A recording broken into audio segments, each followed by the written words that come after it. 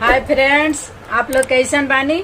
हमरा आशा बा कि स्वस्थ होकर मस्त होकर, मगर हमरा चैनल पे नया बानी तो चैनल के सब्सक्राइब जरूर करम। डलवाना तो से चढ़ी सुनाए दीदी के भसुर, लाइल बाड़ा जवान ओ गाना के ले जाओ। याद कर जहिया शादी तय कैला, मंडप में हरवा करार कैला।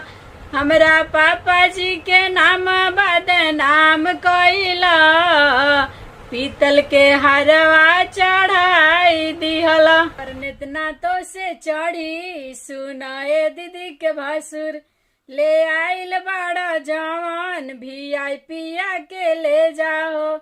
याद कर शादी जया तय कैला, मंडप में झुमका करार कैला। चाचा जी के नाम बदनाम कैला, सादा ही बाली चढ़ाई गईला। भइल रहे बात जवन कैला करार हो, नैखा चढ़ल भसुर कवनो सामान हो। याद कर शादी जया तब कैला, मंडप में कंगना करार कैला।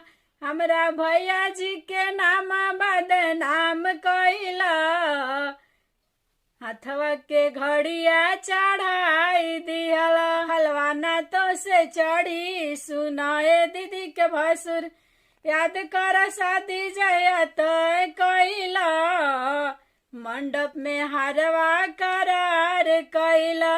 हमरा पापा जी के नाम बदनाम कैला, पीतल के हरवा चढ़ाई गईला।